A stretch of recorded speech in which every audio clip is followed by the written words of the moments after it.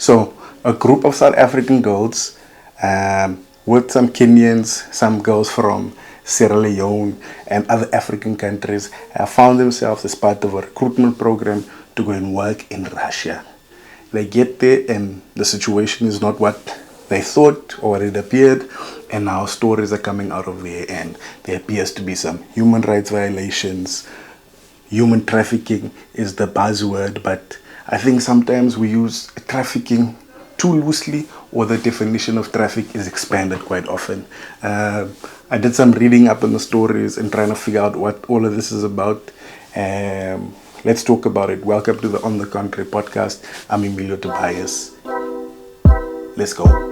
Ladies and gentlemen, welcome back to another episode of the On the Contrary podcast. Am I allowed to swear there? Yeah, I know we said let's not blame the government. It's just sad when we start them becoming indoctrinated. Your view on me.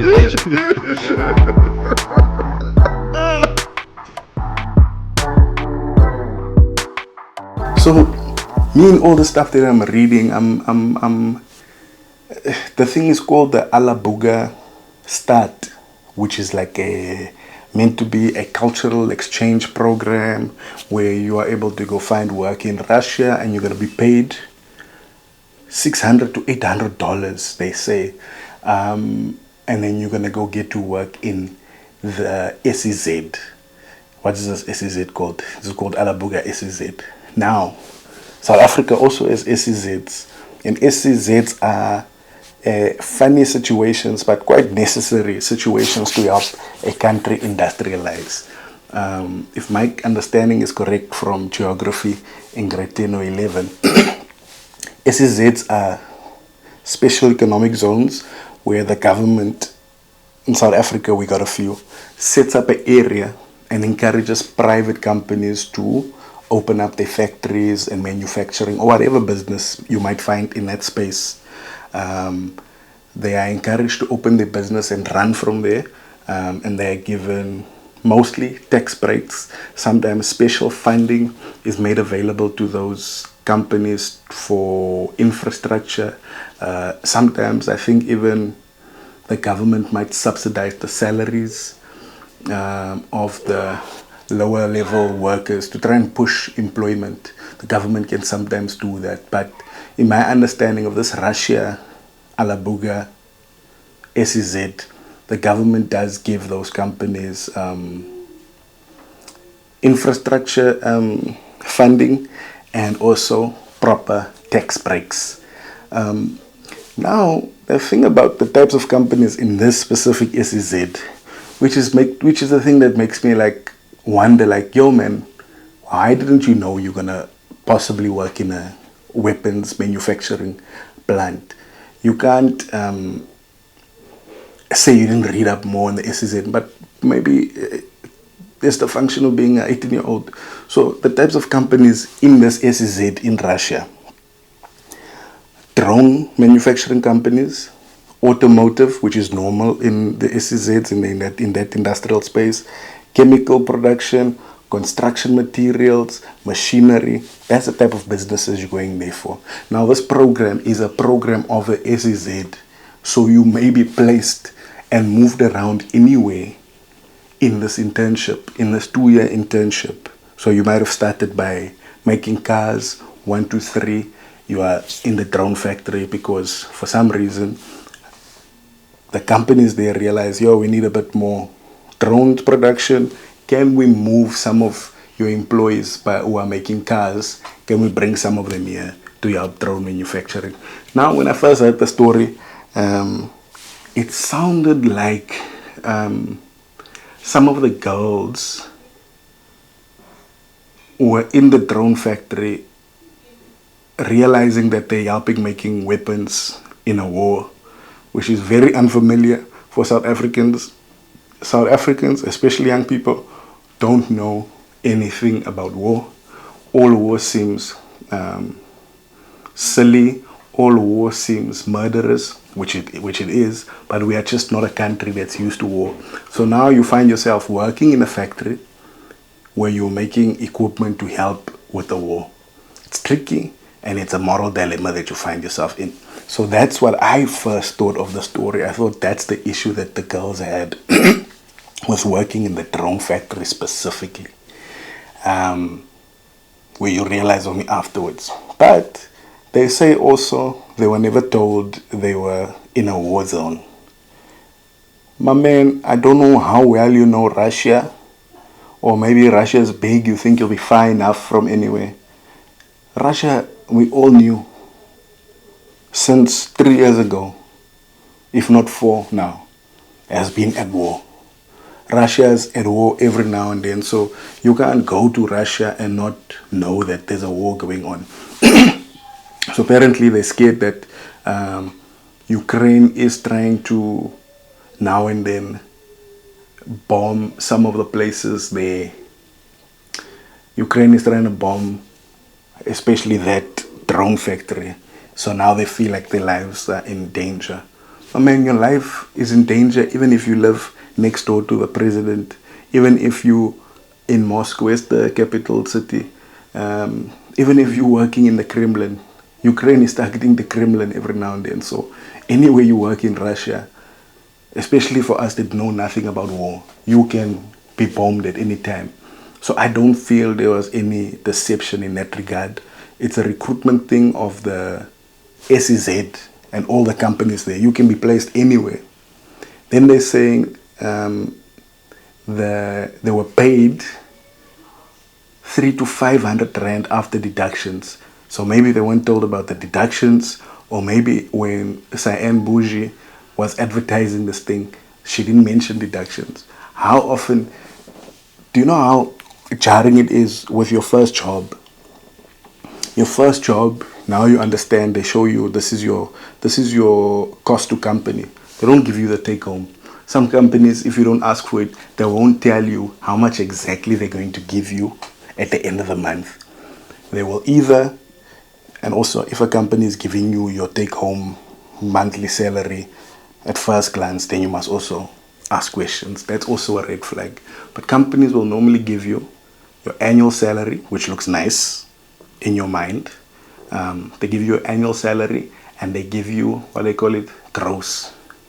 So only after your first payday, then you get to see, oh, tax is this much.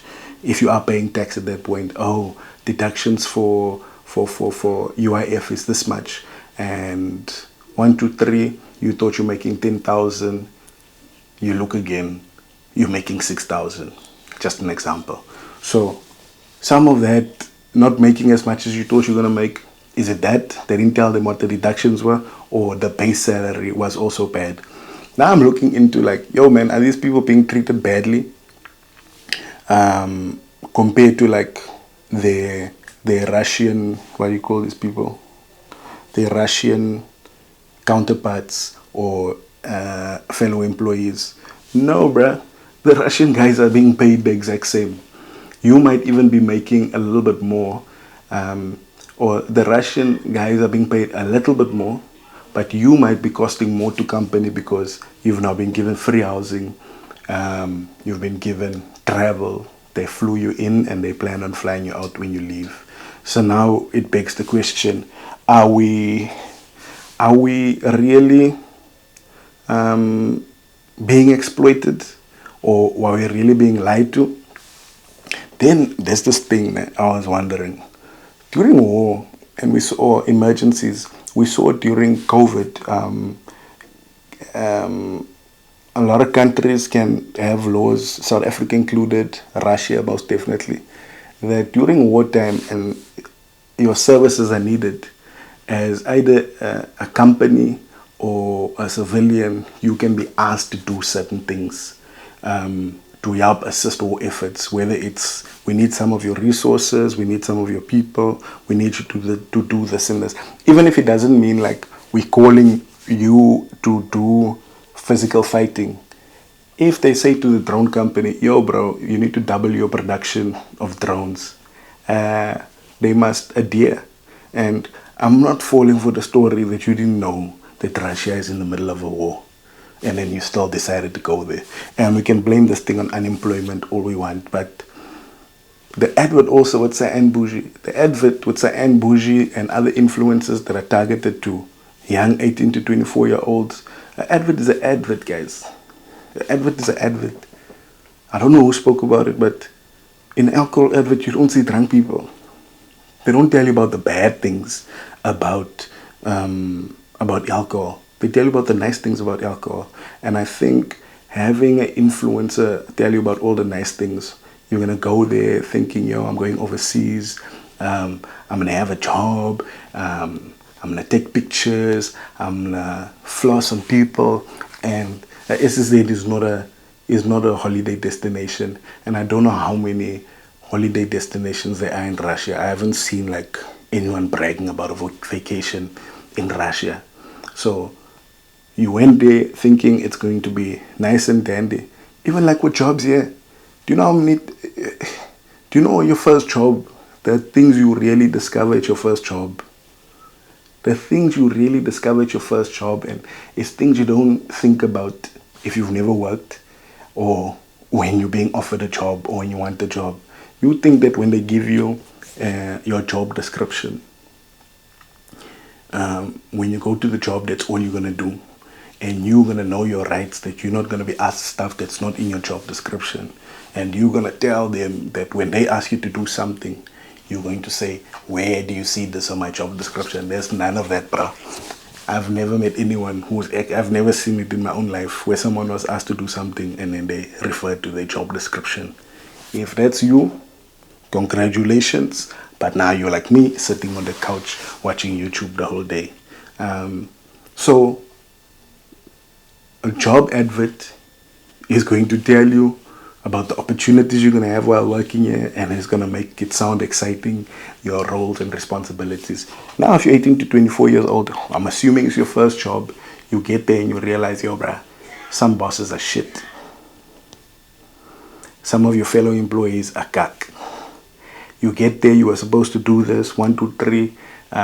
Yo, bruh, we can't have you do admin anymore. Can you go do this? Or you've now done this for a little bit. We need you to help on the shop floor, for example. And obviously, I do think it's wrong if you are now taken from an office and then all of a sudden you're going to go work in a place where there's a lot of chemicals. We'll talk about that. But I think all of us are just jumping on catchphrases, yo, human trafficked, or maybe even our news is jumping on it because BBC wrote about it, and it's nice when external or international media mentions us, makes us feel important. But are people held against their will? Are people held against the will, like they can't go home? Here's a few things. Once you working in an internship maybe, or even like when you have a bursary, if you decide to leave the program early, sometimes you may be liable for leaving early and the amount of money they've put into developing you. So for example, like some of the girls are saying they took their passports. They're being threatened with what? What's this thing? Traffic. They say trafficking is doing things under threat and coercion. And if they lie about the job that you're going to do, that can be seen as trafficking. And what's this other thing, man? Financial, what's this thing? Servitude, or threatening them with like debt and stuff and forcing them to work, finish so that they don't owe. I think that's if someone is holding you from leaving or quitting, that's wrong. And I think in Russian law, you are allowed to quit any job you want to quit. However, if you are there on a visa, they're saying they've been getting like legal threats when they want to leave. But is it a legal threat if I tell you, my man, I know this job is hard. You want to leave now? We're all working hard here. It's a cack job for everyone, but we're doing what we have to do. And some bosses are definitely shit. But if I say to you now, my man, you can't leave. Like, you can leave if you want to leave, but you're leaving early. We've invested money in you. you're going to owe us that money if you leave the program early. Same like with a bursary. With a bursary, if you have a 2-year bursary, and when you're done there, the company will employ you, and you are forced to stay there. Forced to stay there for 2 years up until that debt is like kind of paid off. Then you can leave. If you leave before that, either yourself or the company that you're going to has to pay the prorated rate of the prorated cost of your degree or the investment they put in you. That whole story. So if these girls want to leave early, like, yo, the dormitories are in a bad condition. It's a dormitory. It's low cost housing. You find that some of the housing is dope, some of the housing is a bit older. Some of the housing, which is essentially hostels. Some of us think hostels is just a bad word. Hostels is housing that has been built for workers. So even if it's an apartment or whatever, it doesn't have to look like the hostels that we know here in South Africa. But a hostel is a hostel, or they call it dormitories. Now you find the old dormitory that was built in the 80s, another one built in the 90s, and another one built recently because of expansion or funding was made available. Some housing can be worse than others, and it's low-cost housing. And you find like a lot of these recruits that have left come from better conditions, what they're going to go find there in that entry-level jobs. So yeah, it's a disappointment when you get there. But I don't see, and maybe I have age on my side, I don't see how I could be tricked going into Russia and then be shocked with the stuff that I find there. Then I'm going to be shocked with the stuff that I find there and call it human trafficking. There's some people who have been hit for working slow. They say they get hit for working slow. Bro, it's definitely, me, I'm not saying there's no red flags. There are red flags here. There are red flags here that should be investigated. But the rest of us just jumping, and now all the influence and stuff apologizing. I don't think I would apologize, bro.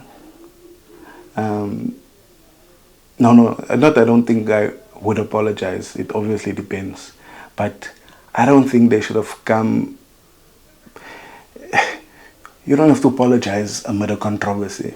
Let the facts come out about what's happening there. The BBC is just reporting based on accounts. There's no real investigations. South Africa has a relationship with Russia. Good relationship with Russia. Cyril could pick up the phone, or Ronald Lamula can pick up the phone if they haven't already. Just figure out exactly what's happening there and get the managers who are behaving poorly to behave better. But a poor behaving manager does not mean abuse or whatever the case might be. So are they being trafficked? I don't know, bruh. I just think the job is not what you thought it was going to be. I just think the advert is not living up to what it said it's going to be. Are you in a cuck situation? Do you now have to work hard? Do you have to work overtime? Yeah, bruh. And that sucks. Human trafficking is a whole other thing. So, also, man, guys, you can't be serious and tell me you found this job thing on TikTok. In TikTok, who wants to go work in Russia? It's rough there. It's rough there. And $800, what? Is 10,000? Hey. Then I was wondering why, and it seems dodge, why are they only recruiting 18 to 24-year-olds? It appears Russia generally also has a thing where they want to push women into the STEM fields. What's it? Science, technology, engineering, and medicine. They want to push women into that space. And also apparently they say Russia's unemployment rate is like at 2.2%, so there aren't enough Russians to fill these vacancies. And some of the reason why it's 2.2 is because a lot of the workforce has been conscribed to go to war. So that's why there's more jobs than people in Russia, and that's why they're recruiting in Africa. I don't know if they're trying to do Africa a favor with these exchange programs. Maybe it's a deal with BRICS and all that stuff. But very interesting, very crazy. But I think we are jumping the gun with making determinations on what's happening in the situation. I think it's just, you had young people to go to a place and they thought it was going to be nice. And it not being nice and beautiful and Instagrammable does not amount to abuse. You just probably had different ideas of what to expect there. But if these people are definitely conspiring and treating people badly, I don't even want to say treating people badly, because that's like a Western thing. It's like a Western thing where everyone deserves to be treated nice. Like, bro, we're at work here, bruh. We're at work here. You want me to smile? You took long with that thing. I have production schedules. Can you move? Don't need people. I don't think you should need people. That's too far. But like, my man, you are making us late. You're holding up the production. This is millions and millions of dollars. Move. Don't have to be nice to you. It's a nice thing. It's courteous and whatever. But yeah, bro, I think we have our own ideas and perceptions of how we should or could be treated, and then we take those ideas into the world. Yes, you are perfectly entitled to have standards of how you want to be treated, and you and your autonomous self are allowed with all those things. But those expectations might be crazy to have in other countries where we don't share a culture. That being said, for the ones who are being poorly treated, there are some who've come out and said, guys, this thing is fine, man. I don't know what you're talking about.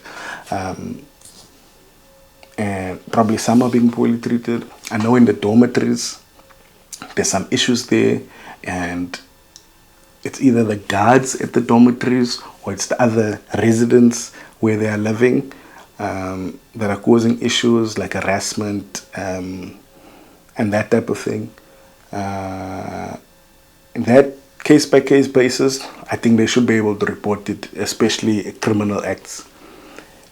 The thing they're complaining about in the dorms, where I'm also like, no, guys, that's not a thing of being. Oh, I'm remembering more things now. They're complaining about a curfew at the dormitories. They're complaining about a curfew. There's a curfew between 10 and 6, and the guards are keeping that strict. Now, in a world where we're saying we must protect women, and these women are like, after 10, there's fines, get in trouble if you leave the place after 10. Bro, if they're saying they're keeping you safe, and maybe you're in an area where things are bad, I don't see that as a bad thing.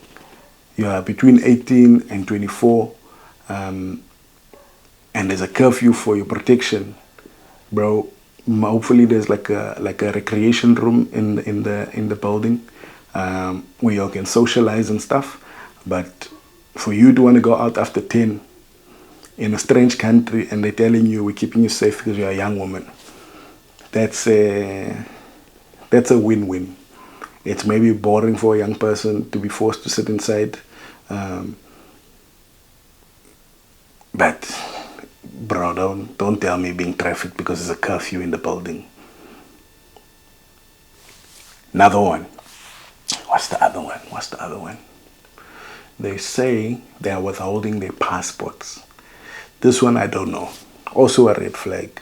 The company is saying, or the recruits are saying, that when you arrive, the company says, hey man, just to make sure you don't lose your passport, and whenever we need to check details and liaise with the Home Affairs Office of Russia and whatever, we will have it at hand and then we give it back to you when you go. This is also to help you that you don't lose it or it doesn't get stolen off of you. That makes sense. Red flag, but makes sense. Now, the question is, when you say you want to go, what do they do? No one is saying that. When you say, yo man, this job is not what I thought it was, I feel like I was tricked. What happens then? Do they say, no, we're not going to give you your thing? No, you can't call your family. Are there people who really aren't communicating with their family or can't communicate with their family? I just think for people who needed to get out, they would be able to get out. Maybe the company, if you leave early, the company says, we pay for your flights, but you're going to owe us that money. Sign the acknowledgement of debt. That might make people be like, you know what, let me just work off the debt rather. Or if they say, yo, bruh, you can go, but we're not paying for those things because the flight that we're supposed to pay for you is either holidays or is the flight when you finally go home after the end of this program. So we're not willing to pay for a flight before that time unless there's, I don't know the rules. Or maybe, what's this thing? You can leave, but we're not paying for the flights, and you're gonna owe us the money for breaking the contract. That's also that. And you can easily, when you are told about those things, say they're threatening legal action, and now technically that's human trafficking. But guys, if these girls are really in trouble, let them come and say.